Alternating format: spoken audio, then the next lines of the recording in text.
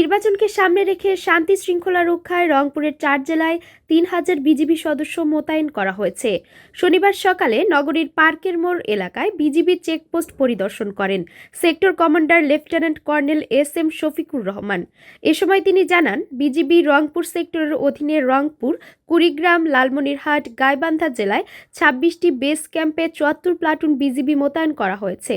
BGB সদস্যরা নির্বাচনী এলাকায় নির্ধারিত নিরাপত্তা চেকপোস্ট স্থাপন সহ মোবাইল ও স্ট্রাইকিং ফোর্স হিসেবে কাজ করছে।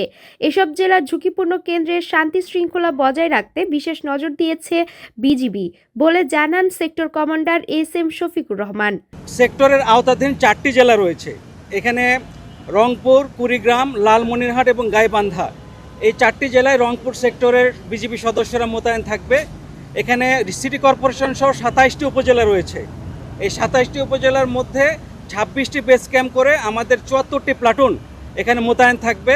অলমোস্ট 3000-এর কাছাকাছি জনবল এখানে মোতায়েন থাকবে। আমাদের সংসদীয় আসনের 300টি সংসদীয় আসনেই বিজিবি মোবাইল এবং স্ট্রাইকিং ফোর্স হিসেবে তার দায়িত্ব পালন করবে।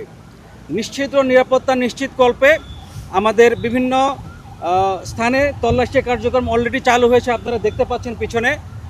এছাড়াও ডগ স্কোয়াড বিভিন্ন স্থানে ঝুঁকি বিবেচনায় স্থাপন করা হয়েছে এবং আমাদের বিভিন্ন স্থানে টহল কার্যক্রম বৃদ্ধি করা হয়েছে।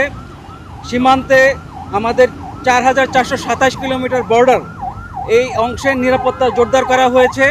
বিভিন্ন সংখ্যক টহল, গোয়েন্দা নজরদারি বহুলাংশে বৃদ্ধি করা হয়েছে এবং আমাদের বিভিন্ন উদ্ভূত পরিস্থিতি মোকাবেলায় র্যাপিড অ্যাকশন টিম এবং কুইক রিঅ্যাকশন ফোর্স প্রস্তুত রয়েছে।